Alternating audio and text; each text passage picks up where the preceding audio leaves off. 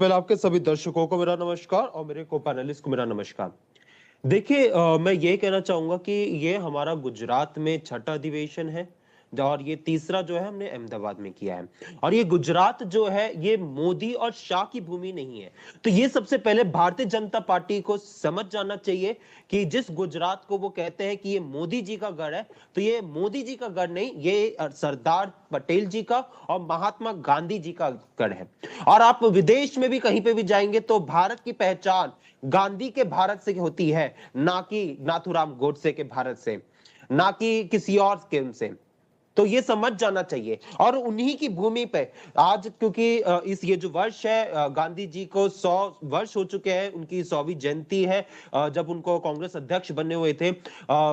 सरदार पटेल जी की 150वीं जन्म जयंती है। उस उपलक्ष्य पे हमें लगा कि अहमदाबाद गुजरात जो उनकी भूमि है, वहां से हमें जाना चाहिए, उस मिट्टी को हमें नमन करना चाहिए। इस वजह से जो हम गुजरात आए हैं, हम ये मानते हैं कि गुजरात ने कांग्रेस पार्टी को और इस देश को जो है एक मजबूत नेता दिए, चाहे वो बात हो महात्मा गांधी जी की बात हो, सरदार पटेल जी की बात हो, दादा भाई नारोजी की बात हो।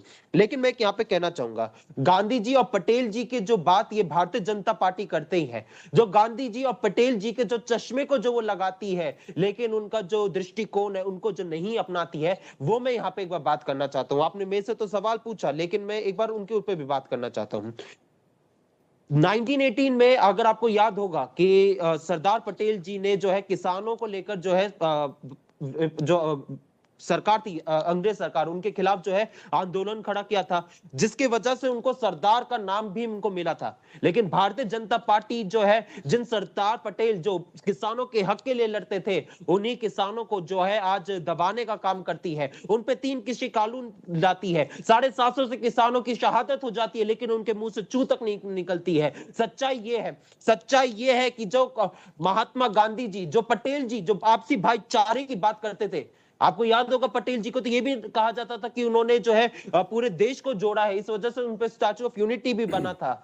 लेकिन सच्चाई यह है कि उसी पटेल जी की भूमि को भारतीय जनता पार्टी जो आज धर्म के आधार पर, जाति के आधार पर जो है बांटने का काम करती है। सच्चाई ये कि ये पटेल जी के लिए मूर्ति तो बना देते स्टैचू ऑफ यूनिटी, लेकिन उनके मेमोरियल के लिए जो पैसा आता है वो उनको मरम्मत के लिए वो उनको नहीं देते हैं। सच्चाई तो ये है कि महात्मा गांधी जी और पटेल जी के नाम पे ये बड़ी बड़ी बातें तो करते हैं, ठीक डींगे है, तो हाँकते हैं, चलिए लेकिन अंश सच्चाई भाई ये कि मौका उनको एक मिलेगा, ही चीज चर्चा को नहीं लंबी अपनाते है। हैं। मैं तो अभी आपको